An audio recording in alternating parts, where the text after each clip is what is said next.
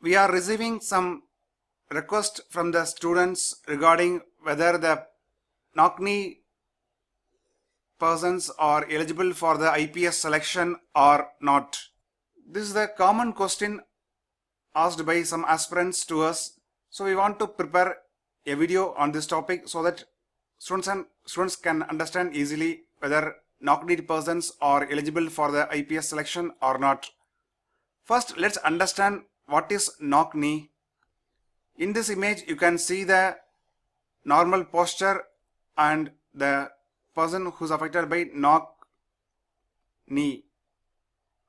When you combine knees together, when you bring the two knees together, the angles of the two legs also should come together.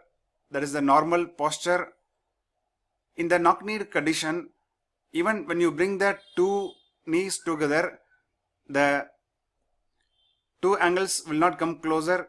There will be a gap between the two angles. It is called as knock-knee condition. The question emerges among the common people and aspirants is that whether the person who have the knock-knee problem can run faster like a normal person, is eligible for the IPS selection or not. According to the experts, knock-knee is not a problem for IPS selection. But knock-knee problem is not same for every person.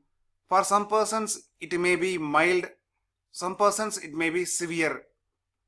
Severe in the sense the gap between the two angle will be wide, will be more than 8 centimeter.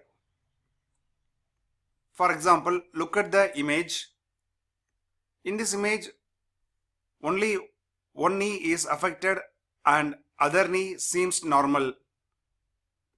So the deviation is high. So for this person, running may become a trouble. So he may not be eligible for IPS selection. So we can't generalize the knock-knee problem. It depends upon the severity. So generally knock-knee is not a problem, but it's very severe and it creates problem in running. Means after interview, UPSC will conduct the physical test in one of the government hospital in Delhi. Here orthopedics doctors will come. Orthopedics means the bone doctors will come and examine, and based on their report whether you are eligible for IPS selection or not will be decided by UPSC. In this topic also let's learn some prelims points. Knock-knee is a problem because of the various reasons. One of the main reasons is rickets.